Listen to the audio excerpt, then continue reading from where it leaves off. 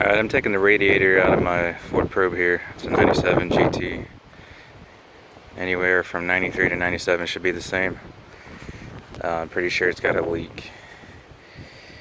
Because, well, it's empty on coolant for one, but it was steaming like crazy and I could see coolant straight down there in the middle. So it is possible that it's from one of the hoses, but I'm pretty sure it's the radiator. And either way, I'm gonna have to take it out really to inspect it.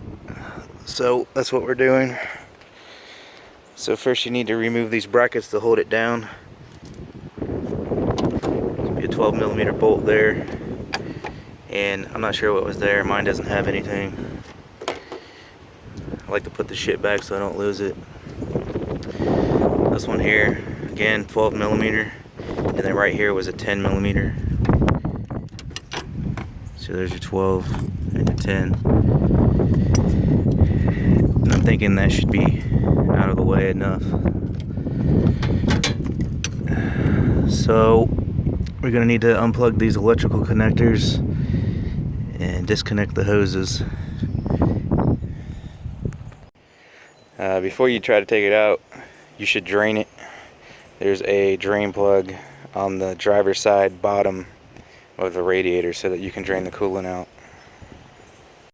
This should come out with the fans attached, so at the moment I'm leaving the cooling fans attached, so I'm just going to unplug it and take all the hoses off. It looks like there's plenty of room for it to come out with the fans still attached.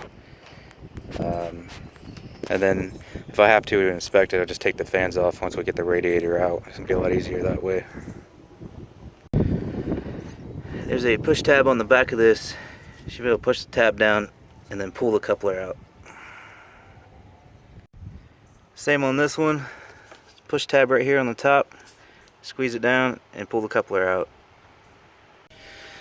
Alright, I got my couplers disconnected. So now I'm going to work on removing these hoses, and these just have clamps like this. You just need to squeeze them. Alright, so we got this hose off. Got this one off, and I pushed it forward a little to get more of the coolant out. There's still going to be some left when you pull it out, so be careful. But sitting in the car, this is leaned back slightly, so I pushed it forward to let more of it drain out before I try and pull it out. And I just still have to disconnect the lower radiator hose down there, and then I should be able to pull it out. Maybe, we'll see.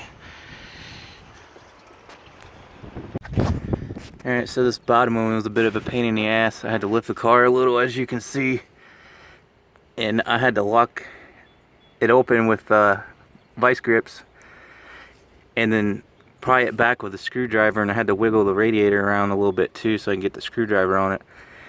And then you want to be careful, should be wearing safety glasses, but even still, when you pop that off, a bunch of coolant is going to come rushing out. So, see if this thing will come out now. Got the couplers for the fan disconnected. Got all the hoses disconnected that need disconnected. Unless I'm missing something, this should just come out now. Just go slow and make sure nothing's binding.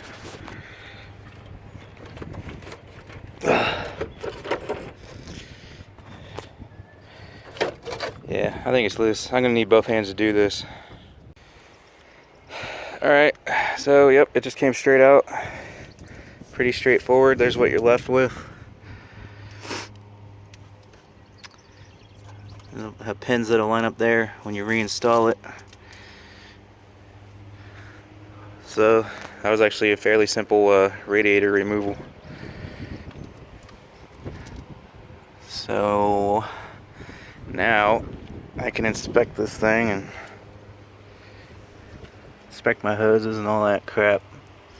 I'm going to take these fans off so I can get a better look at it, but that's how you take your radiator out.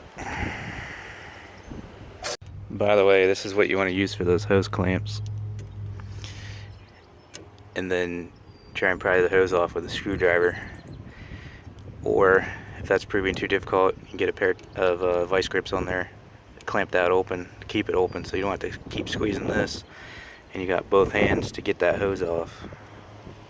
Alright, so I finally found it. I've been looking at this thing for like 10 minutes. And I didn't even notice at first, but right there it's expanded a little. But I actually found where it's leaking from. It's right there. There's a gash.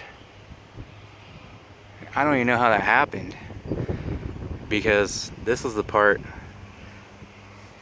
that yeah, well, I knew that was gonna happen.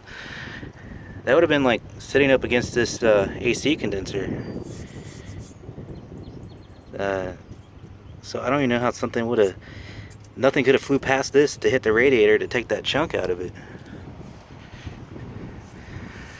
So I don't even know how the hell that happened. Of course we just dropped it and did that, but yeah, right there.